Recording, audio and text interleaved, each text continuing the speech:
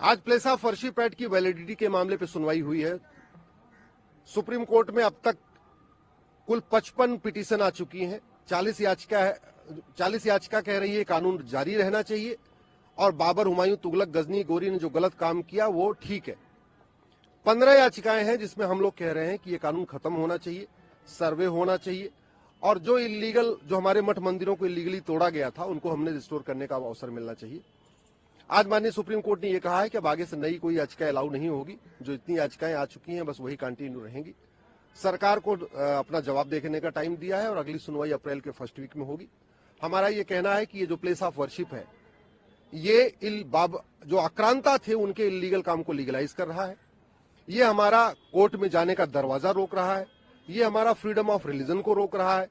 ये कानून उन मंदिरों को भी हमें रिस्टोर करने से रोक रहा है जिनको तोड़ने वालों ने खुद ही अपने गजेटियर में लिखवाया कि इन मंदिरों को तोड़ा गया।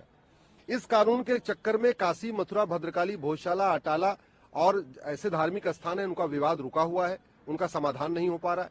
ये आपस में बातचीत करके सहमति के आधार पे भी कोर्ट फैसला नहीं करने देता। अगर ये इतना करता, कम से कम बातचीत कर सके, तो एक तरीका ये भी था कि काशी, मथुरा, भद्रकाली, भोजशाला, अटाला के मामले में थोड़ी बहुत जमीन दे के वहां उनको जमीन दे दी जाती और उसको हम लोग फ्री करा सकते, तो वो भी नहीं करने दे रहा।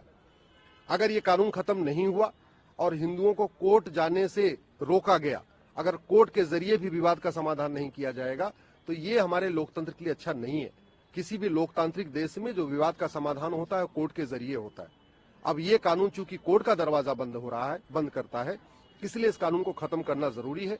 उन स्थानों का सर्वे कराना जरूरी है। आज की डेट में इतनी टेक्नोलॉजी आ चुकी है कि बहुत आराम से ये पता किया जा सकता है कि कोई जो स्ट्रक्चर है उसकी फाउंडेशन कब बनी, उसकी दीवार कब बनी, उसका गुंबद कब बना, ये आराम से पता किया जा सकता है।